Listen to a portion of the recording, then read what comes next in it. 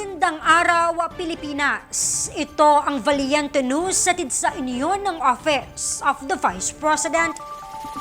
Di bababa sa 30,000 individual ang naaalalayan sa malawakang relief operations na inilunsad ng OVP Disaster Operations Center at OVP Southern Mindanao Satellite Office sa Sarangani at Davao Occidental kasunod ng pagyanig ng 7.8 magnitude na lindol sa Mindanao ngayong buwan. Si Maribeth Adlawan sa report.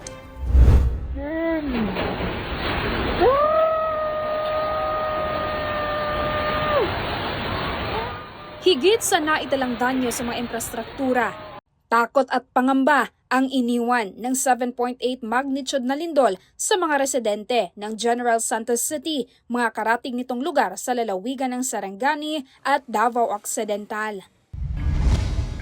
Kaugnay nito, agad naman na naglungsad ng malawakang relief operations ang Office of the Vice President sa pamamagitan ng OVP Disaster Operations Center. Narating nila ang mga bayan ng Glan, Malapatan at Alabel sa Sarangani Province. Sa datos mula sa OVP, mahigit 6,280 na pamilya o tinatayang nasa 31,090 na mga individual sa Sarangani at Davao Occidental ang nakatanggap ng mga food box, hygiene kit at iba pang mahalagang pangangailangan bilang bahagi ng patuloy na pagtugon sa mga apektadong komunidad. Kabilang si Nanay Nelia sa bayan ng Malapatan, Sarangani sa libo-libong residente na apektado ng trahedya. Palagba ang balay, kaya ang balay, maano mo na, makarecover, magyapon ka. Pero ang kinabuhi sa tao, isa lang eh. Kaya, salamat ko sa Ginoo nga. Inaadto nga hitabo nga safe, may tanan. Kompleto ang pamilya. Agad ding umaksyon ang OVP Southern Mindanao Satellite Office kung saan dinala ang OVP Kalusugan Food Truck sa Glan, Sarangani at Jose Abad Santos, Davao Occidental upang maghandog ng mainit na pagkain at tubig sa mga volunteers at rescuers.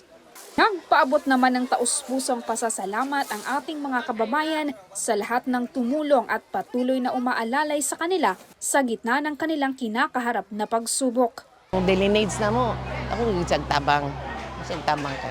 Siyempre, dili man mi ka sa gawas kay sa ingon ani nga sitwasyon. Dako gyud tabang. Nang pasalamat ko.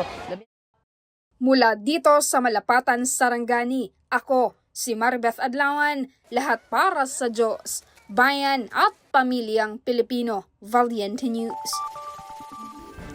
Isang grupo mula Zamboanga City na gumagawa ng mga fashionable bags kabilang sa mga naging benepisyaryo ng Magnegosyo Taday program. Ang buong detalye, tunghayan sa susunod na episode. Ako si Claudette Loreto. Mahalin natin ang Pilipinas. Maraming salamat.